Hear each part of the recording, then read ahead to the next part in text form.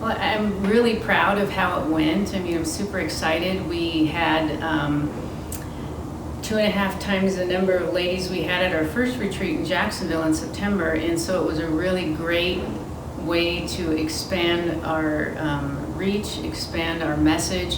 And what we did different from Jacksonville was we opened it up to other women. Jacksonville was only for widows, and we had so many requests for women that have lost a parent or a sibling, lost a child, or going through a divorce. And those are all forms of grief that women need help with. So we decided that for this one, we would change the format. We brought in a few other speakers and added a Sunday morning session of breakout groups. So the women that were experiencing the loss of a life partner were together and could share together with women that were having that same experience.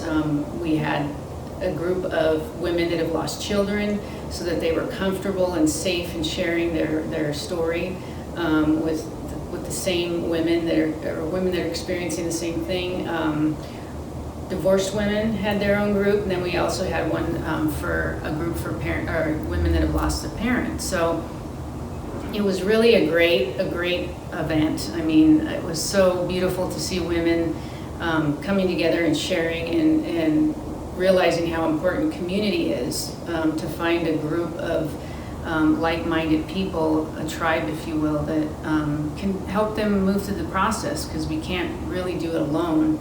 I mean, it's something that isn't a lone thing that happens to you, but you need the help of your community around you to help you move through it. So it was a really beautiful experience. I'm so proud of what we put together. Our speakers, aside from Denise, the other speakers that we brought in were amazing, and our staff was amazing, and it was just a real life-changing moment for me, to be able to help other women like myself, you know, that have gone through the loss of somebody very important in their life.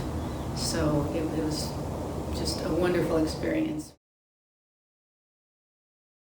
Well, again, it's all about community, because, I mean, you can do an online course at home. I've done online courses before, and you don't have anybody really helping you stay accountable to it, and even potentially finishing it. I mean, it's easier to get overwhelmed by what the material is bringing up emotionally for you, that you can more easily step away when you're at home and just say, oh, I just can't deal with this right now. I don't really want to go there. But when you're in a live retreat setting,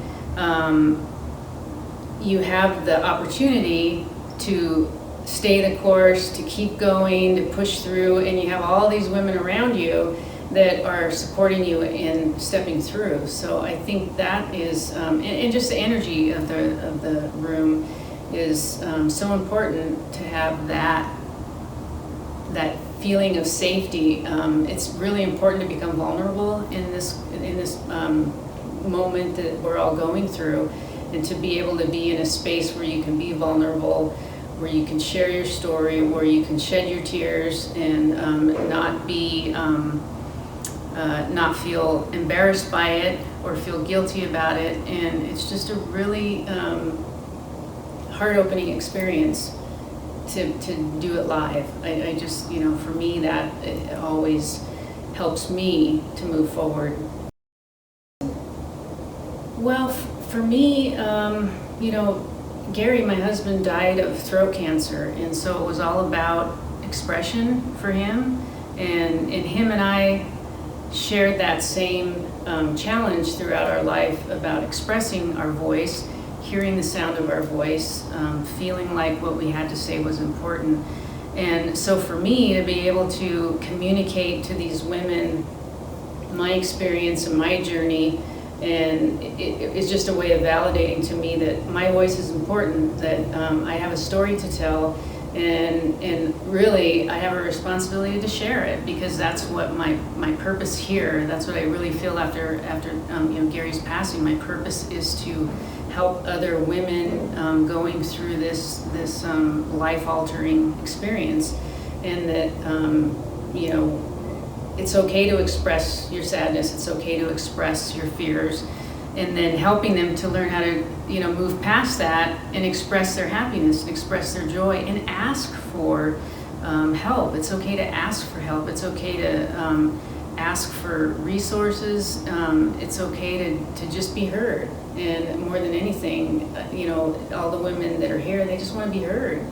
And I'm really proud that I was able to provide an environment for them where they could be heard and could express themselves. And, that really just, I think that's for me, honoring what Gary's life was while he was here, and that I can in some way, that his life had meaning while he was here. And it still has meaning even now, because it's helping me help other women that are going through the same process. I would say probably action is so important. We can all read about what we should do to get better.